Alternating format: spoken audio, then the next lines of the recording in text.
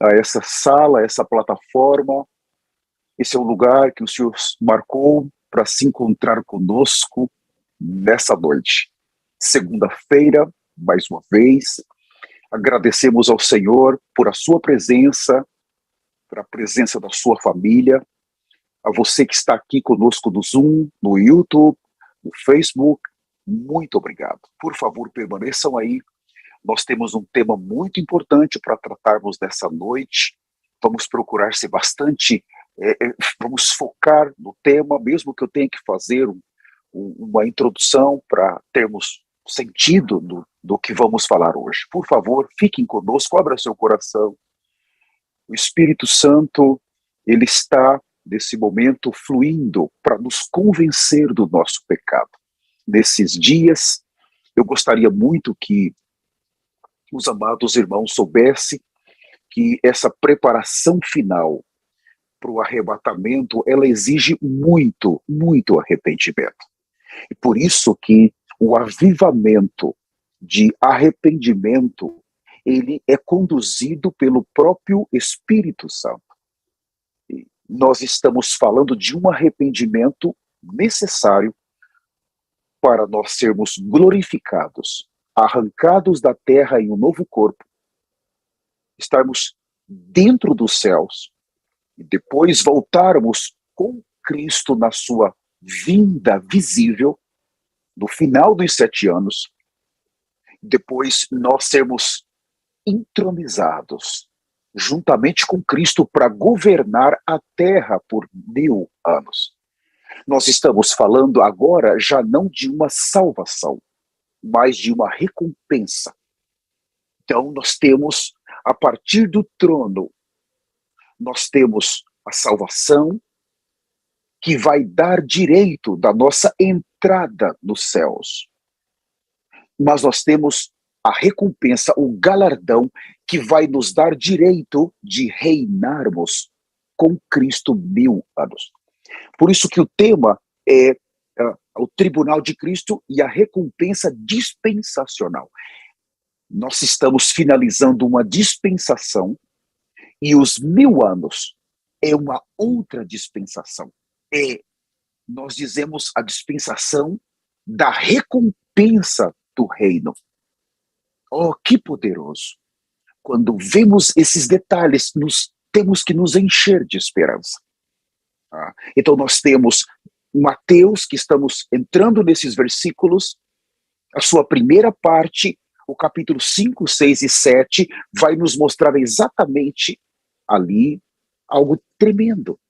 Vai nos mostrar um viver que é exigido do próprio Deus para aqueles que vão entrar na plena salvação, no final da redenção. Nós temos o capítulo 13 que fala de uma aparência daqueles que vivem na apostasia hoje do reino. Mas nós temos o capítulo 24 e 25 que mostra para nós exatamente a recompensa do reino. E é esse um dos pontos que estamos entrando agora. Muitos vão conseguir entrar no reino, mas não vão ter recompensa, não vão conseguir governar com Cristo os 1000 anos. Vão estar distantes e você pode dizer, olha, se Deus me conceder que eu entre nos céus, já está bom. Isso é orgulho. Isso é uma vida triste, pobre e miserável. A recompensa é exatamente um prêmio adicional à sua salvação. O que você está fazendo na terra? E essa recompensa, nós estudamos há algum tempo atrás, ela tem 7 aspectos, eu não tenho tempo de desenvolvê-los agora. Um dos aspectos para essa recompensa é você estar disposto a sofrer por Cristo. O sofrimento, ele faz parte, ele garante, é uma das partes primordiais para você ser recompensado durante os 1000 anos. O segundo item são os frutos. que você está buscando, as almas que você ganha, as almas que você vai atrás, as almas que você chora, que você jejuma por elas, que você apacenta elas. Também esse trabalho a Deus, Deus vai recompensá-lo durante os 1000 anos. Tudo que nós fizermos relacionados à agenda de Deus, isso vai nos dar uma recompensa, vai garantir uma recompensa. Assim que, quando olhamos esses profetas do Senhor que estão conduzindo o maior avivamento de toda a história da igreja, por isso são tempos temerosos e terríveis. O maior avivamento de arrependimento é porque Deus está chamando um povo para sair do pecado, para sair da apostasia, para viver uma vida santa e justa, mas frutificando. Tudo para toda boa obra, para esse povo garantir um lugar, primeiro nos céus, pela santidade e pela justiça, mas segundo, por causa dos sofrimentos, dos frutos, e aí vai garantir o seu espaço no governo do reino, na administração do reino. Oh, amados irmãos, não se contente somente em entrar nos céus. Você precisa buscar uma recompensa maior. E o que nós vamos ser nos céus, nós temos que conquistar hoje. Você e também todos nós temos que nos esforçar hoje. A vida santa nos garante a entrada, mas a vida frutífera, a vida cheia de frutos de justiça, vai nos garantir os galardões, a herança, a recompensa. E esse reino que está à nossa frente em manifestação, ele é um reino enorme, grande. Há espaço para muitos que vão governar ali. Muitos. Então, se você é aquele irmão ou irmã que está buscando, Senhor, eu quero. Você precisa entrar hoje, nesses dias, nas palavras dos profetas e aplicá-las agora de maneira forte. Nós precisamos ser úteis hoje. Não se importe com sofrimentos. Deixa as pessoas falar mal de você. Deixa as pessoas te difamarem, te caluniarem. Tome a sua cruz, pare de murmurar. Não murmure. Não fique se auto-justificando. Seja um cordeiro, siga em frente. Vá em frente. Vá com a sua família em frente. Deixe falar. Não se importe, esse sofrimento que alguém passa por causa do reino, ele vai garantir um galardão. O Senhor não prometeu para ninguém que seria fácil. Ele jamais disse isso. O caminho que alguém que vai entrar e governar tem que tomar é um caminho de cruz constantemente. E a cruz, ela nos restringe, mas ao mesmo tempo ela destrói o velho homem, a velha natureza, e ela libera a vida de Deus em nós. Ela flui a nova criação de nós. A plena filiação, como ela se manifesta quando nós estamos sendo crucificados. E como cordeiros sempre calados, seguindo em frente. Um outro aspecto do galardão é a perseverança. Se você é alguém que persevera, no momento que está as coisas boas, você persevera. Se as coisas não estão boas, você segue perseverando. Esse é um outro aspecto do galardão. Por favor, nós estamos diante do arrebatamento. Agora, nós precisamos nos organizar bem, focar bem a nossa eternidade e colocar todo o nosso ser tripartido nessa entrada, nesse arrebatamento, nesse evento. Não vamos desperdiçar tempo nenhum. Aleluias. Eu creio que está bom assim. Vamos então começar. Veja, o foco de toda a Bíblia é reino. The kingdom of the heavens. O reino dos céus. O foco da Bíblia é o reino. Mas, para que esse reino viesse à existência, nós temos então a necessidade de um rei. Quando Adão caiu, quando Adão pecou, Deus precisava preparar primeiro um redentor, alguém que viesse arrancar o homem da condição caída, mas alguém que viesse para salvar o homem da condenação. E esse teria que ser o Salvador. Então, Deus, ele prepara, a partir da queda, um redentor. E ele precisa trazer esse redentor, que é o seu próprio filho. E esse filho, ele não vem apenas para redimir o homem, mas ele tem que vir da descendência do homem também para reinar, para ser um rei. Então nós temos toda a Bíblia nessa história. A partir de Gênesis 3, Deus falou para a serpente: da mulher virá um, Gênesis 3,15, que esmagará. Deus está prometendo um descendente aqui.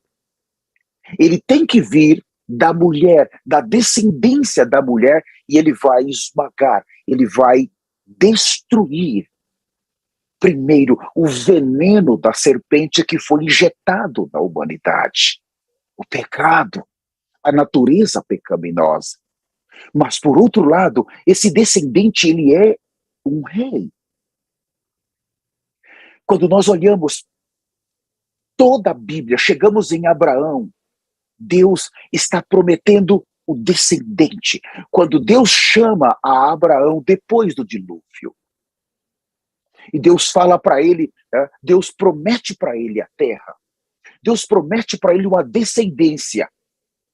Dessa descendência de Abraão teria que vir esse redentor, que iria cumprir a redenção, mas iria reinar, iria abrir um caminho para um povo voltar para os céus. E toda a história dos judeus, a partir de Gênesis 12, nós vemos Deus preparando a chegada do Messias. Deus preparando a chegada. Os primeiros 2000 anos, Deus preparou a chegada. Os segundos 2000 anos, Deus preparou a chegada até que finalmente o Messias chegou. O prometido nos primeiros 4000 anos chegou. Ele vem para redimir, mas ele vem para estabelecer o seu reino. Oh, irmãos, se tivéssemos tempo. Ele está na terra, ele veio de Deus, ele veio com Deus. E ele tem um viver humano como um homem. E ele então foi à cruz. Mas o foco ainda é a redenção do homem e é estabelecer o seu reino. Oh, irmãos, que precioso! Deus nunca mudou o seu desejo de fazer esse homem peregrino voltar para os céus. Mas ele precisava de alguém que abrisse essa porta. Foi fechada por Adão, mas pode ser aberta por Cristo. Então nós temos aqui na Bíblia, eu gostaria de começar lendo alguns versículos extremamente importantes, Mateus capítulo 19, são os versículos que nós estamos lendo agora com os profetas do Senhor. Abram comigo Mateus 19, por favor.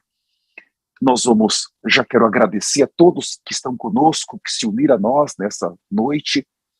Mateus 19, eu vou ler com os senhores o versículo 28, fala assim: Jesus lhes respondeu: em verdade vos digo que vós, os que me seguistes, quando na regeneração o Filho do Homem se assentará no trono da sua glória, também vós assentareis em 12 tronos para julgar as 12 tribos de Israel.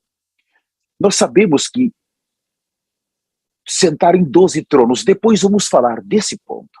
Mas agora, nós temos aqui nesse versículo a intronização do Senhor. Esse Senhor agora, depois de ter cumprido o seu ministério terreno, Agora ele morreu e ele ascendeu aos céus. A sua ressurreição é algo precioso. Esse prometido em Gênesis 3, ele tem seu primeiro nascimento para a nossa, nós chamamos a nossa redenção. Por isso o verbo se fez carne em João 14. Aí está o seu primeiro nascimento. Mas no seu segundo nascimento, quando ele ressuscita, ele está nascendo de novo. No seu segundo nascimento, ele é o Espírito que dá vida para produzir a vida de Deus, para gerar o corpo de Cristo na terra, que é a igreja, e para produzir um grupo de vencedores reconciliados com Deus totalmente. Esses filhos que chegaram à plena filiação, nesse versículo ele diz, quando na regeneração de todas as coisas. Aqui nós temos o final de uma dispensação, mais uma dispensação. Quando todas as coisas chegarem nesse ponto, então nós temos a entronização do Filho de Deus, bem como a entronização de muitos que vão alcançar o galardão. Oh, irmãos, que poderoso! Então, nesse momento, eu gostaria de considerar 2 itens. Primeiro item, todos que estão conosco agora, você precisa compreender que você foi chamado para ser um rei. Nós olhamos para vocês com os olhos de Deus, então eu não posso ver apenas humanos que estão lutando contra o pecado, ou humanos que estão lutando para deixar a natureza pecaminosa, se arrependendo, buscando o sangue de Jesus e tratando de viver uma vida santa e justa. Eu estou vendo reis. O Senhor nos chamou para reinar com Ele.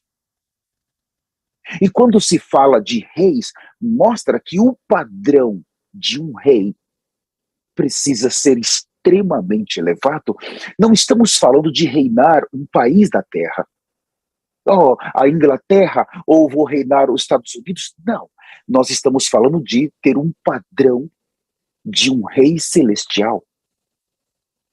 Já temos que ver que o pecado, ele é extremamente prejudicial para alguém que quer ou que vai ser um rei. O pecado é uma lama que vai nos conduzir sempre para o caminho oposto dos céus. O pecado, ele traz benefícios para nós na terra. O pecado, ele vai nos atrair para a terra, para as coisas bonitas aos nossos olhos. O pecado vai nos trazer para as cobiças, para a concupiscência. Então nós vemos que coisa bonita, que maravilhoso, eu quero. Mas ele é oposto à santidade. Enquanto que, se nós tratarmos com o pecado, nós estamos cuidando do nosso reinado. Porque se eu vivo uma vida santa, eu estou garantindo a minha entrada nos céus. Mas se eu vivo a minha vida justa, tomando a cruz e frutificando, eu estou garantindo a minha entrada nos céus e a minha recompensa, os tronos que eu vou ter direito de sentar e administrar durante os 1000 anos e depois entrar na Nova Jerusalém. A vinda do Messias para a Terra há 2000 anos atrás, ele conquista para nós não só uma entrada, mas o direito de reinar com ele. Nós agora precisamos garantir essa entrada. E segundo, precisamos garantir uma posição no reino. Eu gostaria, antes de prosseguir, de falar do tribunal e de falar dos tronos, eu quero identificar junto com os senhores alguns inimigos aqui. E nada melhor do que olharmos para Davi. Se nós outros considerarmos a história de Davi, desde que o profeta Samuel foi à sua casa, alguém que foi escolhido por Deus para reinar. Davi foi escolhido não apenas para reinar, mas da sua descendência viria o Messias. E eu gostaria de considerar agora, primeiro, a parte do trono do Messias, vindo de Davi, depois considerar o inimigo que pode nos impedir de entrar na administração do reino no milênio. Vamos começar considerando alguns versículos importantíssimos. Abra comigo em 2 Samuel, capítulo 7, versículo 12. Eu vou ler com os senhores em algumas passagens, porém não vou perder muito tempo. Essas nós vamos fazer apenas alguma revisão, então vou ser rápido e breve. 2 Samuel, capítulo de número 12, fala assim: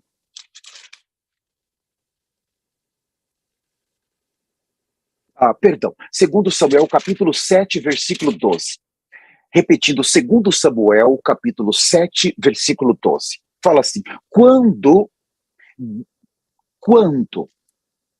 teus dias se cumprirem e descansarem com teus pais, então farei levantar depois de ti o teu descendente, que procederá de ti, e estabelecerei o seu reino. Versículo 13, este edificará uma casa ao meu nome, e eu estabelecerei para sempre no trono do seu reino. Eu vou repetir, o versículo 13, Deus está falando para Davi, o descendente de Davi, aquele que se assentaria no lugar de Davi, esse edificará uma casa ao meu nome, e eu estabelecerei para sempre o trono do seu reino. Então, aqui, esse descendente não está falando de Salomão, porque Salomão morreu. E aqui está falando de um trono que seria estabelecido a partir do descendente de Davi, um trono para sempre. Deus está prometendo para Davi que o seu reino seria para sempre. Mas se olharmos para Salomão, essa promessa ela não se cumpre em Salomão. Não se cumpriu. Agora, por favor, Mateus capítulo 1, eu vou ser rápido, como eu disse, isso é apenas uma revisão, não é o meu foco. Mateus capítulo 1, versículo 1, fala assim: livro da genealogia de Jesus Cristo, filho de Davi, filho de Abraão. Então, aqui nesse livro, mostra que esse descendente que Deus prometeu em Gênesis 3 que viria, por um lado, para esmagar a cabeça da serpente, agora temos a sua segunda descendência. Ele, o Messias, é o descendente da mulher em Gênesis 3,15. Mas aqui em Mateus 1, ele é o descendente de Davi.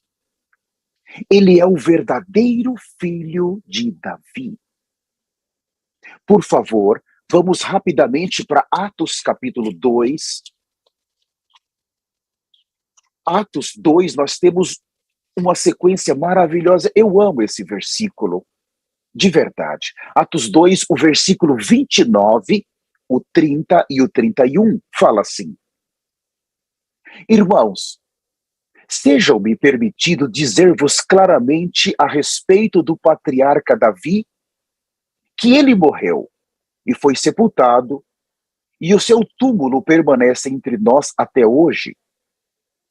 Sendo, pois, profeta, e sabendo que Deus lhe havia jurado que um dos seus descendentes se assentaria no seu trono. 31. Prevendo isso, referiu-se à ressurreição de Cristo, que nem foi deixado na morte, nem o seu corpo experimentou corrupção. Então aqui nós temos uma conexão que o descendente que vai sentar no trono para sempre não era Salomão, mas Cristo. Deus não o deixou na morte e ele não viu corrupção. Rapidamente, Atos 13. Eu vou fechar esse ponto agora em Atos 13, por favor. Vou ler com os senhores a partir do versículo 34, 35 e 36. Fala assim: e que Deus o ressuscitou dentre os mortos para que jamais voltasse à corrupção. Desta maneira o disse: eu cumprirei o vosso favor, as santas e fiéis promessas feitas a Davi. Por isso também diz em outro salmo: não permitirás que o teu santo veja corrupção, porque na verdade, tendo Davi servido a sua própria geração conforme os seus desígnios, ou o desígnio de Deus, adormeceu, foi para junto dos seus pais e viu corrupção. O 37, porém aquele a quem Deus ressuscitou não viu corrupção. Então nós temos o descendente que vem, desde Gênesis, para, primeiro, nos dar direito à nossa justificação, mas por outro, para estabelecer um reino. E Deus prometeu para Davi um reino. Então, abram comigo Atos, por favor, capítulo 1, versículo 6. Quando Jesus ressuscitou, nos 40 dias que ele esteve entre os discípulos na terra, fizeram uma pergunta para ele. Atos 1, versículo 6. Então os que estavam reunidos lhe perguntaram: Senhor, será este o tempo em que restaures o reino de Israel? Todos os judeus sabem da promessa que Deus fez a Davi de que o seu trono seria eterno e de que um dos seus descendentes se sentaria no seu trono.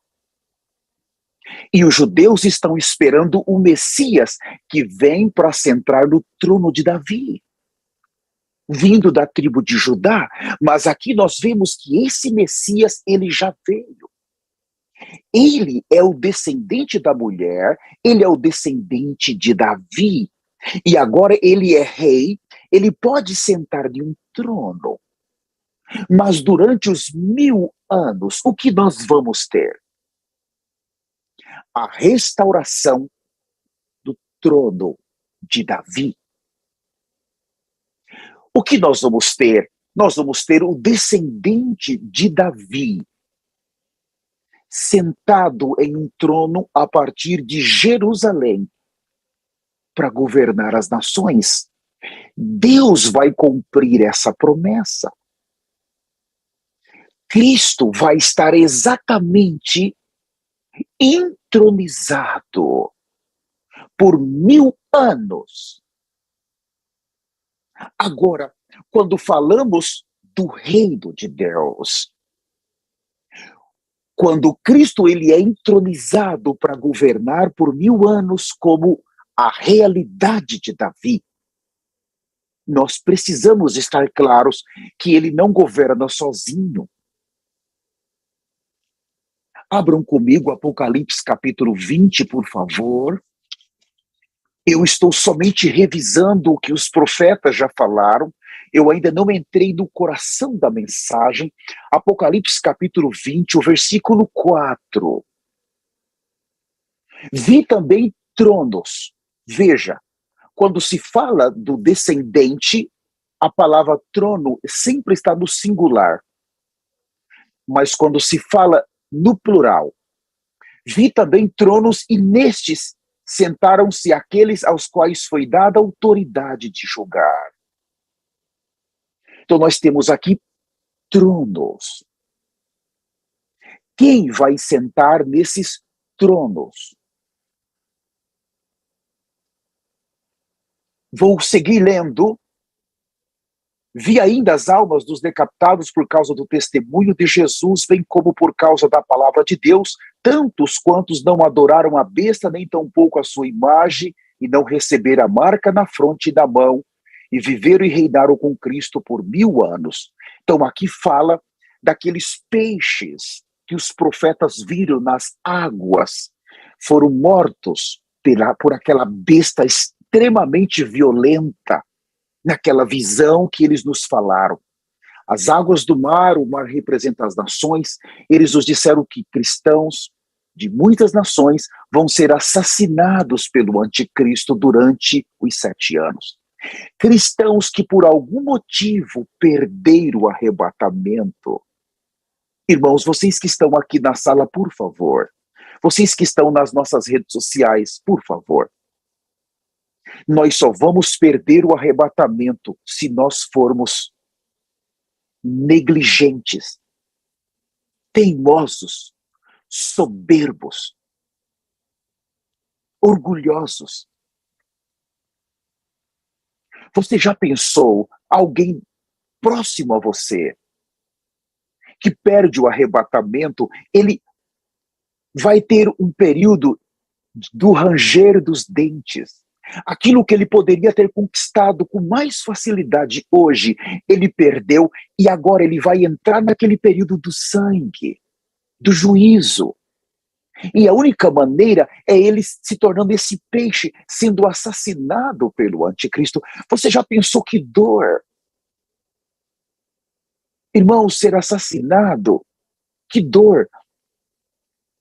Isso aqui não é levar um tiro na cabeça, irmãos. Não é nada disso. Ou até ser comido por um leão. Quando nós olhamos, poxa, um cristão vai morrer com um tiro na cabeça, isso é muito honroso. Se ele não negar o Senhor, é honroso, porque ele levou um tiro, acabou tudo. Ele não sofreu nada. Se ele for comido de um leão, é muito honroso, porque o leão não é uma hiena. A hiena vai comendo os pedaços vivos, a dor, o sofrimento. O leão primeiro, ele vai matar a pessoa asfixiada. Em talvez 3 minutos, no máximo essa pessoa já morreu. E depende do tamanho do leão, depende da maneira que ele agarrar aqui, ele já destrói totalmente com a sua mandíbula todos os ossos do pescoço. Não há dor. Mas quando se fala desse período aqui, fala de tortura. É diferente. É diferente. Então, fala de arrancando pedaços. Forçando a pessoa a negar, arrancando pedaços do seu corpo, partes do seu corpo. Ou pegar um serrote e serrar a pessoa pelo meio. Mas não é cortar em uma posição, não. É começar do meio das pernas e vir subindo devagar até cortar, abrir a cabeça no meio. E isso, irmãos, amarrar as 2 pernas abertas, os 2 braços abertos e começar a serrar lentamente. Não é passar uma motosserra, zzz, a pessoa não sentiu, isso não é tortura, é lentamente. Demorar o dia inteiro para ir, a cada minuto, cortar um pequeno pedaço e entrando com a motosserra. Eu pergunto, como não negar?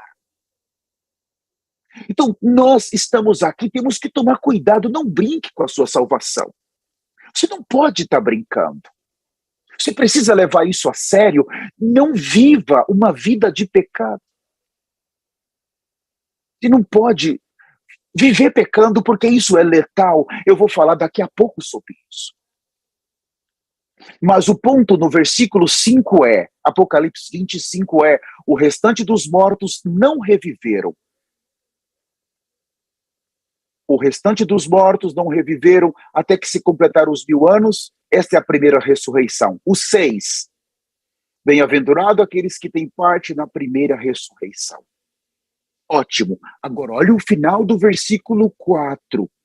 E viveram e reinaram com Cristo 1000 anos. A palavra reinar diz que quando nós entrarmos durante os 1000 anos, nós não vamos passar férias lá. Vai trabalhar? Tem trabalho? Não pense que você vai lá, olha que bom, que maravilha. Não. Reinar é trabalhar com Cristo. É ter o seu trono. É poder administrar cidades, estados, países. Mas não mais com um corpo corruptível, caído e carnal. cheio de vaidades, como esse corpo que está sobre nós, esse tabernáculo terreno cheio de malícia, que exige suor em tantas tarefas que fazemos, mas em um corpo glorificado, morando no céu, morando na Nova Jerusalém e o nosso escritório lá e trabalhando 1000 anos na terra. Oh, irmãos, não vamos ter mais escritórios na terra, abandone esse sentimento, tudo vai estar lá, mas nós vamos trabalhar 1000 anos, reinar com ele. Agora, preste atenção, o reinar com o Cristo é para aqueles que alcançaram galardão. Eu vou falar isso quando eu estiver tratando do tribunal de Cristo. Eu gostaria de considerar agora um aspecto negativo que pode nos arrancar desse reinar com Cristo. Segundo, nos arrancar da entrada nos céus. Eu ainda vou usar Davi. Ainda quero usar Davi. Eu acho interessante abrirmos Josué capítulo 15, versículo 63. Eu gostaria de considerá-lo, já que eu estou falando dele. Josué capítulo 15, 63. Então nós temos aqui algo. Quando Josué, ele conduziu o povo para entrar na boa terra. Eles entraram, mas os inimigos estavam ali. Para eles conquistar a boa terra, eles precisaram lutar muito. Aquelas tribos precisaram lutar muito. Em outras palavras, Deus fez promessas para nós. As promessas não são terrenas. As promessas para os judeus, elas são terrenas. Um templo terreno. O sacerdócio terreno. A terra, terreno. As bênçãos terrenas. Mas quando chega a igreja, no livro de Gálatas, capítulo 3, versículo 14, para que as bênçãos de Abraão chegassem aos gentios e recebessem pela fé o Espírito prometido. A bênção para a igreja, ela não é terrena, ela é celestial. Se você busca, por meio do evangelho da prosperidade, bênção terrena, você está tomando o caminho que vai garantir a sua permanência com o anticristo. Deus, ele nos promete o reino. Por isso que esses profetas vieram para restaurar o verdadeiro evangelho. E dar sentido, primeiro, à promessa feita a Abraão, segundo, a aliança feita por Jesus. No Velho Testamento, Deus fala e promete por pactos com Noé, com pactos com Abraão e por promessas com Abraão. Mas quando chega no Novo Testamento, nós temos uma aliança. Ela é feita com o sangue. Qual é a diferença de uma promessa para uma aliança? Eu prometo a você algo e de repente eu posso não cumprir isso. Deus fez promessas para a descendência de Abraão. Deus fez promessas para a descendência de Davi, mas ele vem com o sangue do filho e ele disse, olha, eu estou garantindo que o que eu prometi, eu vou cumprir. O sangue do filho é usado por Deus para fazer uma aliança. Deus não faz aliança diretamente com o homem. Ele nunca fez isso. Quando ele chamou Noé, ele usou o arco-íris. Quando ele chamou Abraão, Deus usou ofertas que Abraão ofereceu. Ele chamou agora todos nós, ele prometeu, mas ele fez uma aliança com o sangue do seu filho. Ele está dizendo para o homem, eu garanto que se vocês forem santos, se vocês seguirem tudo que eu falei, vocês vão entrar, vocês vão reinar. A aliança, ela é superior à promessa. Isso está em Hebreus capítulo 7, capítulo 9, que profundo, e o capítulo 10, não dá para a gente falar agora disso. Mas aqui, quando eles chegam na boa terra, foi uma promessa a inimigos, a nações que vivem aí. Eles agora vão ter que tirar esse povo daí. Deus deu a terra para Abraão, para Isaac e Jacó, mas o que aconteceu em Jacó? Ele voltou para o Egito. José estava lá, ele ficou mais de 400 anos. Quando os judeus voltam, depois dos 40 anos, há outras nações morando lá. E agora eles precisam lutar para tirar essas nações. Tudo que Deus prometeu para nós é o reino. Para eu e você entrar, nós precisamos lutar. Nós temos que lutar primeiro contra nós mesmos. Aí a carne, aí a natureza pecaminosa, aí o velho homem, aí o orgulho, a soberba. Aqueles que querem entrar nesse reino precisam ser homens e mulheres que lutam diariamente. Não pense que é fácil. Depois que Deus ungiu Davi para reinar, ele ficou praticamente 14 anos e ele teve que fugir 3 desertos para chegar o momento do seu reinado nas 12 tribos. Vamos ver isso daqui a pouco. Então, Josué não conseguiu destruir todos os inimigos.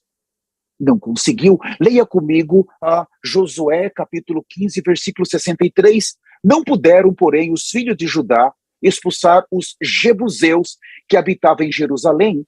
Assim, habitam os jebuseus como os filhos de Judá em Jerusalém até o dia de hoje. Jebuseus, Jerusalém. Jerusalém, nessa revelação, quer dizer coração. O coração. Havia um inimigo habitando no coração. Jerusalém está no coração da terra. Está no centro da terra, no coração.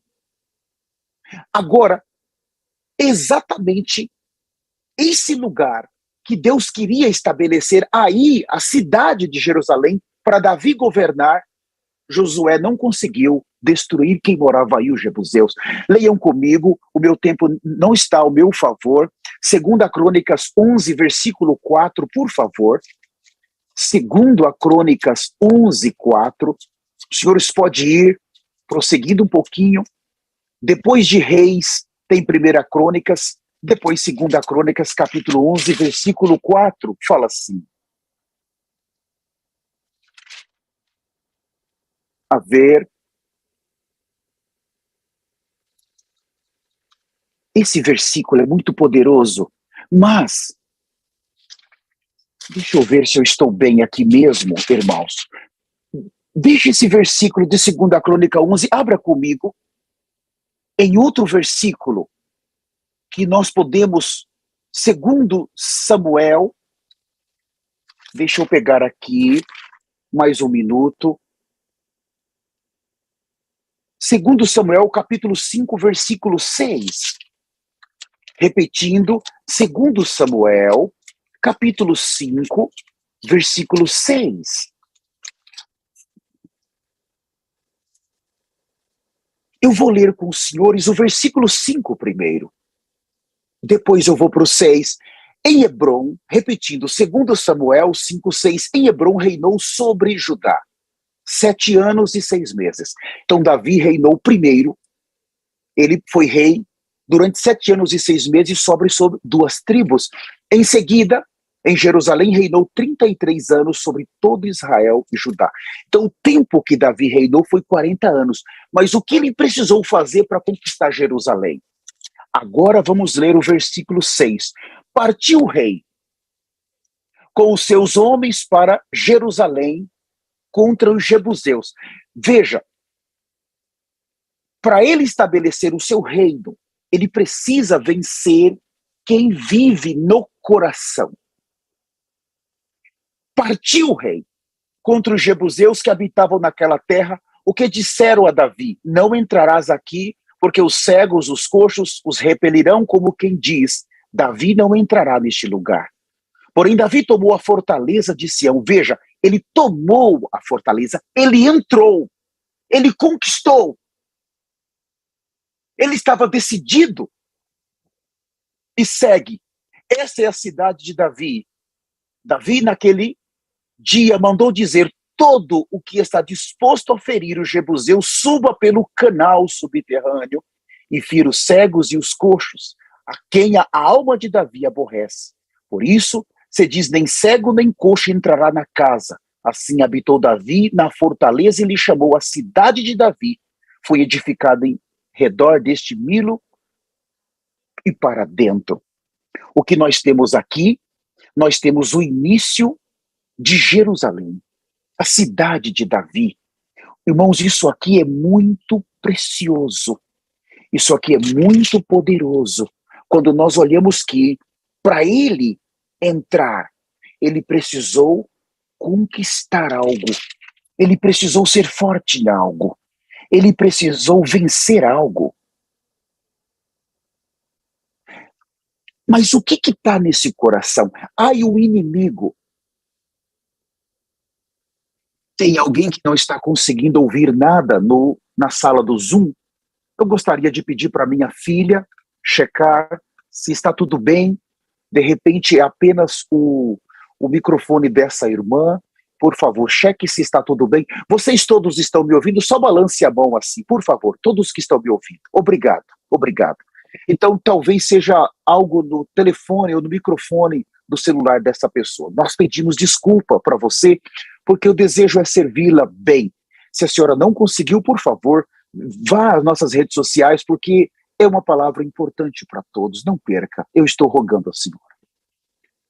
Então, o que está no coração, que é o último inimigo para alguém que precisa vencer, que precisa entrar no reino? Ele precisa vencer. Vamos ver Marcos, abram comigo, por favor, Marcos. Eu quero ler com os senhores no livro de Marcos, capítulo 7, versículo 20.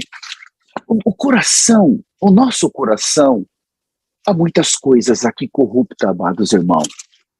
Há muitas coisas. Marcos, capítulo 7, o versículo 20, fala assim: e dizia, o que sai do homem, isso é o que contamina, porque de dentro do coração dos homens é que procede os maus desígnios, a prostituição, os furtos, os homicídios, os adultérios, a avareza, a malícia, o dolo, a lascívia, a inveja, a blasfêmia, a soberba, a loucura. Ora, todos esses males vêm de dentro e contaminam. Veja, Davi, para ele reinar, ele precisava vencer aquele inimigo. E ali mostra a palavra fortaleza. O coração do homem é uma fortaleza. Se você disser que no seu coração não tem nada disso, no meu ainda tem. Irmãos, quanta corrupção há aí no nosso coração. Alguns dias atrás eu estava na madrugada de joelhos, chorando, e naquele momento eu estava sendo conduzido a me arrepender, e nos meus arrependimentos eu sempre falo, Senhor, por favor, renova a minha mente. Porque quando você olha para a Bíblia, você vai ver que é do coração que procede os pensamentos. Então, você não percebe, mas de repente, vem flashes na sua mente de coisas que você fez há 15 anos atrás, 10 anos atrás, 5 anos atrás. Coisas pecaminosas, erradas. Você não estava pensando naquilo. Você não estava nem um minuto naquela, de repente veio aquele flash na sua mente e ele contaminou você de alguma maneira, está contaminando o seu reinado, está contaminando a sua santidade. E se você alimentar aquele pensamento, ele vai se tornando cada vez mais forte e ele vai voltar com mais frequências. Então, eu dizia, Senhor, por favor, renova a minha mente. Eu estou me arrependendo dos meus pecados, e eu então mencionava nome por nome, mas eu dizia, Senhor, se a minha mente não for renovada, eles vão voltar. Vão voltar. Eu não quero fazer isso, eu não vou fazer isso, mas de repente vem um pensamento, e esse pensamento vai sair do coração. Aqui diz, do coração procede. Em outras palavras, do coração saem os pensamentos de quê? Os pensamentos de prostituição. Saem os pensamentos de furtos, de homicídio, os pensamentos de adultério. Saem os pensamentos de avareza, de malícia. Saem os pensamentos do dolo, lascívia, inveja, blasfêmia. Você já parou para pensar que esses pensamentos, eles em algum momento tentam nos governar? E para alguém que quer reinar com Cristo, ele precisa vencer essa fortaleza. Davi disse, é o inimigo. Eu preciso estabelecer o reino, a partir dali é o inimigo, eu tenho que vencer essa coisa. E todos esses pensamentos estão relacionados com a nossa carne. Irmãos, nossa carne, ela é extremamente contrária à nossa entrada no reino. Por um lado, o Espírito está desesperado, nos levando para o arrependimento. Mas por outro, a carne já está dizendo, você não precisa se arrepender. Não há necessidade, só foi um pensamento, deixa de ser bobo. Mas se você alimentar aquele pensamento, por exemplo, aqui de homicídio, ou um pensamento de avareza, ou de malícia, lascívia, inveja, se você alimenta o primeiro, vai vir o segundo, o terceiro, e daqui a pouco, aquilo já não é mais uma pequena árvore, ele já está dominando você. E isso vai puxar, vai arrastá-lo para ficar com o anticristo. Davi reinou 40 anos, mas a primeira coisa, ele precisou entrar em Jerusalém. Ele precisou destruir quem habitava em Jerusalém. Você entende? Irmãos, se nós queremos reinar, nós temos que tratar com o nosso coração. Temos que tratar. Não brinque com ele, não dê folga para ele. Nesse jejum que fizemos de 4 dias, eu fui diante do Senhor. Meu Senhor, eu agradeço porque o Senhor já fez tantas coisas em minha vida. Irmãos, quanta transformação que eu agradeço nesses últimos 12 meses, que eu nunca tive, nunca desfrutei na vida. Mas ainda há muita carne em mim. E eu fui diante do Senhor e eu falei, essas partes que ainda podem me arrastar para os 7 anos, o Senhor vai tratar nesse jejum. Eu estou te clamando. Não estou pedindo nem ouro e não estou pedindo prata. Eu estou pedindo que o Senhor trate com isso dentro de mim. O Senhor vai trabalhar na minha mente. Irmãos, foi um dos jejuns mais pesados que eu já tive na vida. Os 4 dias eu estava me arrastando. Para alguém que fez 40 dias 3 vezes, cheguei no 4º dia, eu tive que me deitar. Passei quase parte de um dia deitado, fraco, porque eu pedi algo muito sério para o Senhor. Muito sério. E eu sabia o peso espiritual que aquilo estava acontecendo, estava vindo sobre esse corpo caído.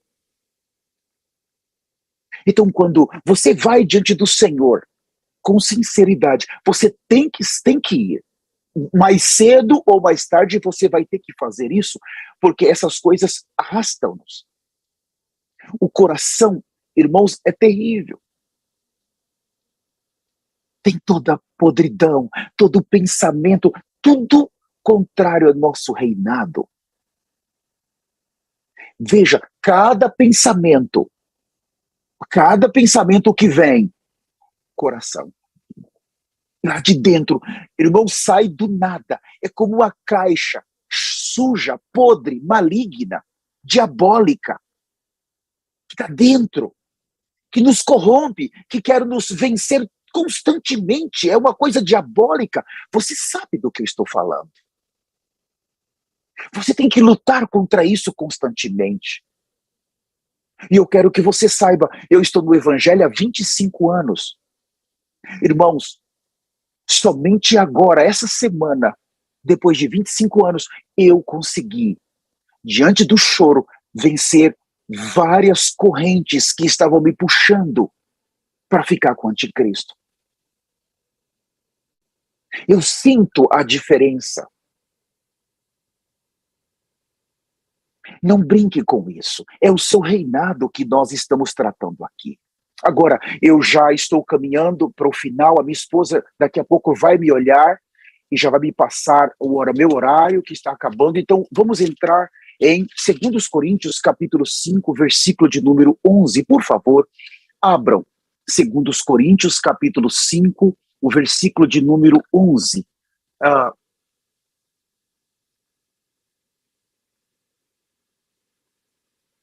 Muito obrigado, irmã Camila Aguiar, por escrever. Nós vamos sim contatá-la. Eu farei isso amanhã. Muito obrigado e nós vamos providenciar para que a senhora seja batizada. Muito obrigado mesmo, viu? A minha esposa me mostrou ali já, meu tempo está acabando. Eu vou ser rápido aqui. 2 Coríntios 5:11 fala assim: porque importa que todos nós compareçamos perante o tribunal de Cristo, para que cada um receba segundo o bem ou mal que tiver feito por meio do corpo. Veja, o tribunal de Cristo vai acontecer nos céus. Quem participa do tribunal de Cristo? Cristãos. Deixa eu ler aqui para tirar uma confusão. Abra Apocalipse capítulo 20, por favor. Apocalipse capítulo 20, só para trazer uma luz para os novos irmãos, é muito importante. Apocalipse capítulo 20, eu vou ler o versículo 11 a seguir. Vi um grande trono branco e aquele que nele se assenta, de cuja presença fugira a terra e o céu, e não se achou lugar para ele. Vi também os mortos, grandes e os pequenos, postos em pé diante do trono. Então se abriram livros, ainda outros livros, livro da vida foi aberto. E os mortos foram julgados segundo as suas obras, conforme o que se achava escrito nos livros. Veja, versículo 15, e se alguém não foi achado escrito no livro da vida, esse foi lançado para dentro do lago do fogo, ou de fogo. É assim, vou tocar nesses dois. O tribunal de Cristo julga crentes, cristãos, mas o trono branco vai julgar aqueles que não têm o nome escrito no livro da vida. Quer dizer, aqueles cujo sangue não foi aplicado nos seus pecados. Em outras palavras, os cristãos que negarem a Jesus durante os 7 anos, o nome dele já está riscado desse livro. Eles deixam de ser cristãos e eles vão para esse trono branco. Ele vai acontecer depois dos 1000 anos e essas pessoas vão ser julgadas e lançadas no lago de fogo. Hoje na Terra, quantos cristãos há? E talvez, vou dar um exemplo, tem 500 milhões de cristãos. Parte desse número vão ter os seus nomes riscados do livro da vida. E eles vão ser julgados nesse trono como ímpios. E vão ser lançados no lago de fogo. É assim que funciona, está bem? Mas agora, segundo os Coríntios 5:10, é um tribunal para aqueles que entraram no céu. Esse tribunal aqui, ele não vai julgar os nossos pecados. Porque esse tribunal está dentro do céu. Um cristão pecaminoso, ele não pode entrar no céu. Ele não tem acesso a esse tribunal. Não tem. Morreu em pecado, perdeu tudo. É o rico e Lázaro. Morreu, estava em pecado, perdeu tudo. Ele não pode entrar no céu. Não existe na Bíblia aquilo que nós aprendemos dos teólogos, as trevas exterior, ficar lá 1000 anos, depois paga o pecado e entra na Nova Jerusalém. Não. Quando a graça termina, acabou. No momento que aquela pessoa morreu em pecado, acabou para ela. É a mesma coisa aqui. Quando você fala que o tribunal de Cristo vai ser no céu, ele não vai julgar pecados, ele vai julgar a obra. Por isso, eu falava com o pastor Hector ontem sobre o dema. Os profetas estão falando que esse tribunal é o dema, é uma palavra grega. ele vai julgar nossa obra. É aqui que todos nós vamos comparecer diante de Jesus. Naquele momento ele vai estar entronizado. Os profetas o viram sentado naquele trono. Ele está pronto já para nos trazer aquele trono individualmente. Irmãos, e nós precisamos cuidar. Preste atenção. Todo pecado que nós cometermos, nós temos que tomar muito cuidado. Pecados que nós cometemos depois que nós fomos regenerados. Nós temos que tomar muito cuidado. Aí você me fala por quê? Primeiro, porque vamos dizer que você está no ministério e que você nasceu de novo agora, há 5 meses atrás. Você sentiu que nasceu de novo. Vai contar a partir desse momento. Você agora está no ministério, você precisa se esforçar para viver uma vida santa, mas vamos dizer que você segue pecando. Aí você clama o sangue do Senhor. Você peca, você clama o sangue, mas você está no ministério de santidade. O sangue vai te limpar. Mas você segue pecando. Você não busca uma libertação. O sangue vai te limpar. No momento do arrebatamento, você estava ali, você estava pedindo perdão, mas você pecou 5 meses. E você pediu sangue 5 meses. O sangue te justificou e você entra. Você vai diante do tribunal e naquele momento os profetas falaram que vai dar problema. Mas você já está dentro do céu. Perfeito. Do céu você não vai ser mais expulso, mas dificilmente você vai poder reinar com Cristo. Sabe, irmãos, entrar nos céus e por causa de uma vida pecaminosa que nós permanecemos, entrar e não ter direito a nada. Irmãos, não vamos pensar nisso. Agora é um risco também você viver em pecando e Deus permitir, na hora do arrebatamento, você estar em pecado e você ficar com o anticristo, você ser arrastado para aquele lugar. Não brinque com isso, não. Por favor, não brinque com o pecado.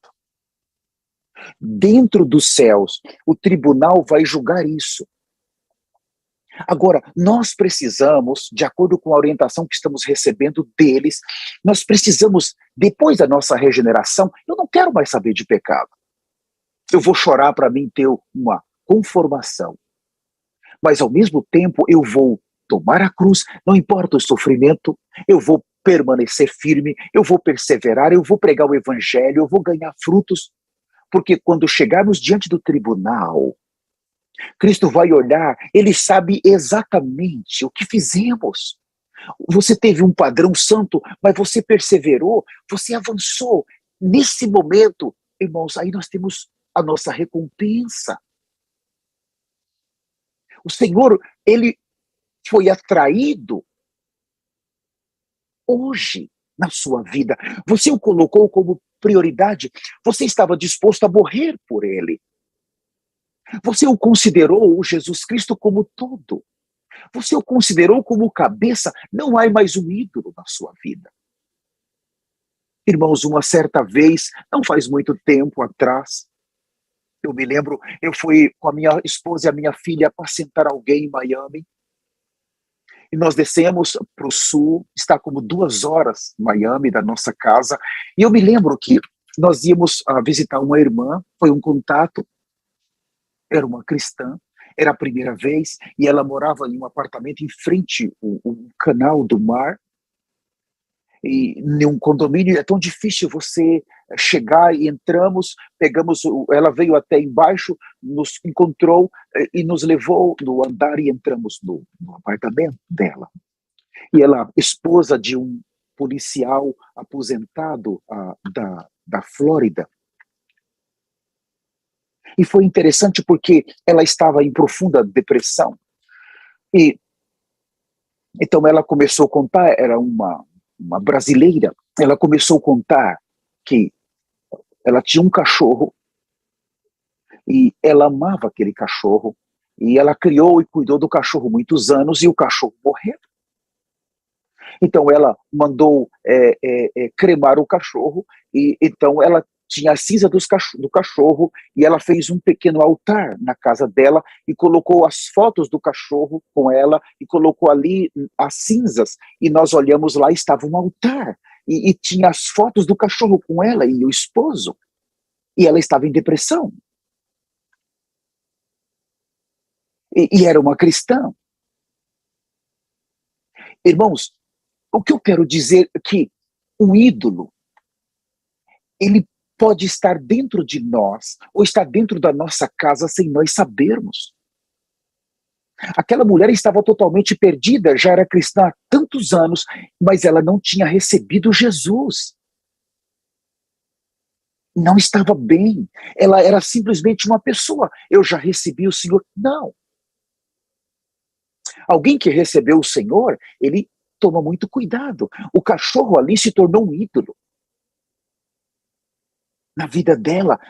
E aquele lar frio, aquela casa totalmente morta. As pessoas aqui, eu não estou generalizando, mas eles criam cachorros e eles têm uma cama para o cachorro. Outros dormem com os cachorros dentro da sua casa, na cama. Outros têm os seus gatos, irmãos. Os gatos têm as suas camas dentro da casa, dormem com os donos, come. Os donos colocam a colher do sorvete e come, e pega a mesma colher e põe na boca dos animais. Irmãos, os carrinhos de empurrar criança, aqueles carrinhos, é dos cachorros. As pessoas saem com os cachorros dentro do carrinho para os mercados, os cachorros dentro dos carros aqui passeando com os humanos. O ídolo é algo que muitos não percebem. O que pode ser um ídolo dentro do seu coração?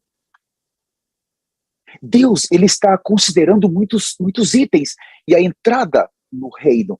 Antes, nós precisamos tratar com o nosso coração, porque aí o tribunal. Então veja, você tem 2 passos. Primeiro é a entrada no reino, e segundo é ser aprovado no tribunal.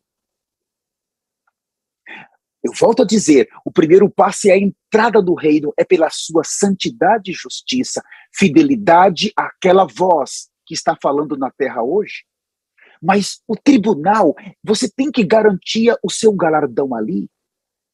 E o Senhor vai olhar se você viveu uma vida pecaminosa, quanto você usou o sangue, quanto tempo, quantas vezes você precisou do sangue, o sangue, o sangue. O Senhor vai olhar isso. Se você não quis vencer logo essas coisas do seu coração de imediato e partir para o reino. Então eu vou finalizar. A recompensa dispensacional, ela vai dar exatamente durante os 1000 anos. É aonde aqueles que conseguiram entrar nos céus foram arrebatados, ou, se a morte veio para eles, eles foram ressuscitados, entraram no seu corpo, agora estão diante do Cordeiro. Depois vão passar pelo tribunal de Cristo, um por um. E depois eles vão para a mesa das bodas do Cordeiro, e depois eles descem para governar com Cristo os 1000 anos. Eu queria ler o último versículo que está em Apocalipse, o capítulo de número 19. São versículos que os profetas leram para nós. Apocalipse, capítulo de número 19. Versículo 11. Vi o céu aberto e eis um cavalo branco. O seu cavaleiro se chama Fiel e Verdadeiro, e julga e peleja com justiça. Os seus olhos são chamas de fogo. Na sua cabeça há muitos diadema, tem um nome escrito que ninguém conhece senão ele mesmo. Está vestido com um manto tinto de sangue, e o seu nome se chama o Verbo de Deus. Aqui fala do Messias. Aqui fala da sua segunda vinda. A primeira vinda é invisível. Isso é para o arrebatamento. Mas a segunda vinda é visível. Aqui fala, primeiro, ele vai chegar ali no Armagedon, naquela guerra do Armagedon. Versículo 14, e seguiram-no o exército que há no céu, montando cavalos brancos, com vestiduras de linho finíssimo, branco e puro. Oh, irmãos, aqui fala da noiva que entrou. Ela está vestida de linho finíssimo. Ela venceu o coração, venceu a carne, hoje o pecado. Ela venceu todas as impurezas da fortaleza. E agora ela já foi para o céu. Ela já passou pelo tribunal de Cristo. Ela já passou pelas bodas do Cordeiro. Tudo lá na eternidade. Agora ela já está descendo com Cristo, montando cavalos. Você já pensou como vai ser você montando um cavalo branco? Os céus têm cavalo. Há cavalos. E Deus, ele cria esses cavalos para a noiva. Você já parou para pensar que tem um cavalo, se você conseguir entrar, se você conseguir passar pelo tribunal, já tem um cavalo te esperando lá. Já imaginou, se você é casado, você, sua esposa, sua família, cada um num cavalo? Ah, mas eu não sei montar. Não se preocupe, com o corpo glorificado você não vai cair. E se você cair, você não vai se machucar. Não se preocupe com isso. Agora, olha, montando cavalos. O foco, não vou focar o cavalo, vou focar as vestimentas brancas. Esse é o foco desse ministério. 15. Sai da sua boca uma espada afiada para com ele ferir as nações, e ele mesmo as regerá com cetro de ferro, e pessoalmente pisa o lagar do vinho do furor da ira do Deus Todo-Poderoso. 16. Tem no seu manto e na sua coxa o nome escrito, Rei dos Reis e Senhor dos Senhores. Agora o 19. E vi a besta e os reis da terra, com os seus exércitos, congregados para pelejar contra aquele que estava montado no cavalo e contra o seu exército. Mas a besta foi aprisionada, e com ela o falso profeta, que com os sinais feitos diante dela, seduziu aqueles que receberam a marca da besta e eram os seus adoradores da sua imagem. Os dois foram lançados vivos dentro do lago de fogo, que arde como enxofre. Os restantes foram mortos com a espada que sai da boca daquele que estava montado no cavalo, e todas as aves se fartaram. Aqui fala de assassinato em massa dos rebeldes. Aqueles que falam, Jesus é tão bonzinho, Jesus é tão amigo, ele é bom todo o tempo. Olha aqui, ele está matando. Irmãos, esquece esse negócio de que Jesus é bonzinho. Ele já bebeu um cálice. Ele pagou todo o preço. Aqueles que perderem o arrebatamento, irmãos, serão ou assassinados pelo anticristo, porque aceitaram a marca, e se não for, ele vai destruir todos. Mas Jesus pode matar, ele vai matar, irmãos. Isso é fazer as pessoas beber o cálice que ele bebeu. Aqueles que ficam não são mais considerados pecaminosos, são considerados rebeldes. Oh, irmãos, por favor, eu vou finalizar aqui, meu tempo já terminou. Por favor, não brinque com isso. Abandone o pecado. Agora é hora de vivermos uma vida santa. E lembre-se, o profeta Elias está andando na terra. Se você está me ouvindo, não faz parte do ministério, não brinque com isso. Nos procure imediatamente. Fora desses profetas, não há arrebatamento. O profeta Elias é o prometido no livro de Malaquias 4:5, que ele viria antes do grande e terrível dia do Senhor. Ele viria para preparar a noiva para Cristo. Ele não está aqui para substituir Cristo, ele está aqui como personagem bíblico para arrancar a noiva do pecado e da apostasia. E aqueles que forem arrancados desse falso evangelho e que se submeter a essa nuvem, eles têm muita chance de entrar. E nós queremos entrar, por isso agarramos essa verdade. Nos procure, ligue para nós enquanto há tempo. O arrebatamento está à nossa frente, o Messias está vindo. A você que ainda não recebeu o Senhor, eu gostaria de fazer oração e conduzi-lo ao Senhor. E se você quer se reconciliar também com o Senhor, por favor, é um momento muito importante. Repita comigo.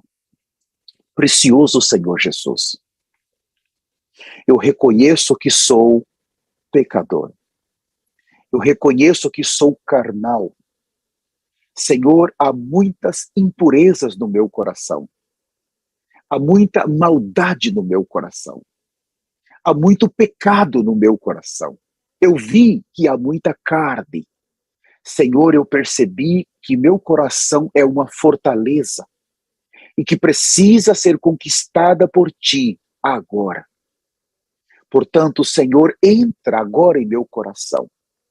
Aquela terra que o Senhor ainda não conquistou, venha conquistar. Que o Senhor possa medir e tomar posse. Senhor, eu rejeito o pecado. Eu rejeito a vida desta terra, a vida mundana, a vida caída que o meu coração quer que eu viva. Também eu te peço, Senhor, perdoa os meus pecados. Eu me arrependo de todos os pecados que eu cometi. Senhor, entra no meu ser, transforma o meu ser e, por favor, me torna santo como o Senhor é santo. Me torna justo como o Senhor é justo. E me prepara, Senhor, para que eu tenha frutos de arrependimento, frutos de justiça, e que eu possa sofrer pelo Teu nome, que eu possa perseverar por causa do Teu nome, e que eu possa ser justificado por causa do Teu nome. E conduza os meus passos para o arrebatamento. Senhor, me mantenha santo hoje, para naquele dia, quando eu estiver no tribunal de Cristo, eu possa ser aprovado por Ti, ó Jesus, e eu venha governar aquelas cidades que o Senhor já preparou para mim. No poderoso nome de Jesus, eu nasci de novo. Amém, Jesus. Amém. Eu gostaria agora, nesse momento, de agradecer a todos que estão conosco nas redes sociais. Muito obrigado. YouTube, Facebook, muito obrigado a todos vocês. Eu queria agora abrir, eu tenho alguns minutos. Se você quer fazer alguma, compartilhar